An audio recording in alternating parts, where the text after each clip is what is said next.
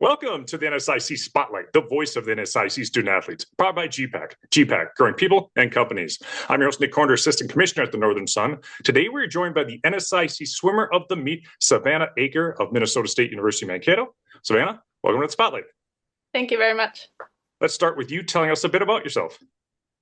I'm Savannah Acker. I grew up in Sauk Prairie, Wisconsin. I'm on my sophomore year of college, and my major is exercise science.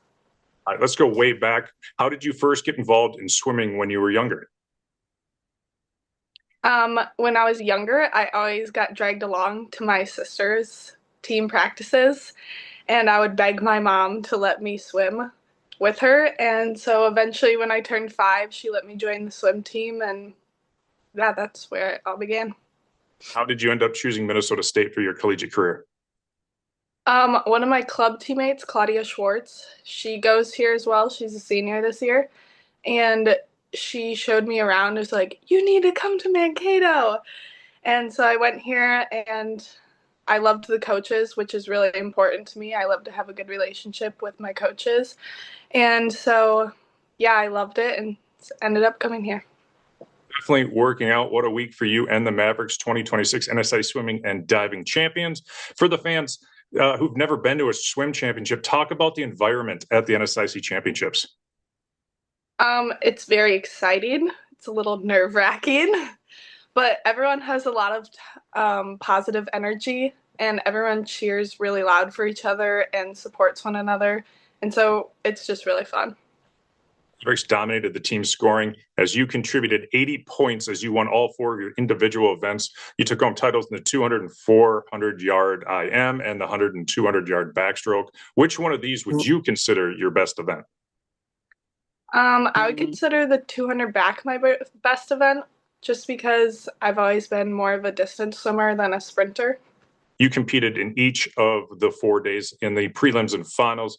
What was your morning like to transition to evening? Walk us through your day from waking up to your finals race. And do you got any special routines or superstitions that you do during the day, during championships? I am a little superstitious. I always have to have the same breakfast and lunch and snacks for everything. So I wake up, usually I have a bagel and cream cheese for breakfast with some fruit.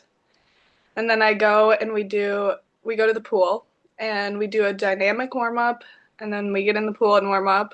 And then I usually eat right after warm-ups. I race. And then I go back to where we're staying and eat lunch and then nap and do it all over again. That was the one I was waiting for. Everyone I've interviewed, it's napping is the big thing. There's a nap between the prelims and finals. It sounds like a lot of calories coming in, get some rest, and then get back out there and give it your all for the finals at night. MSU dominated the backstroke races with 9 swimmers finishing the top 8 of those 2 events. Talk about your teammates and what it means to excel in those events and earn this championship with them.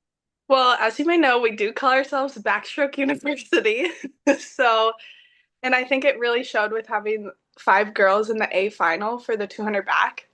That was really cool to be with them because we worked so hard this year, and it was really cool to see it pay off.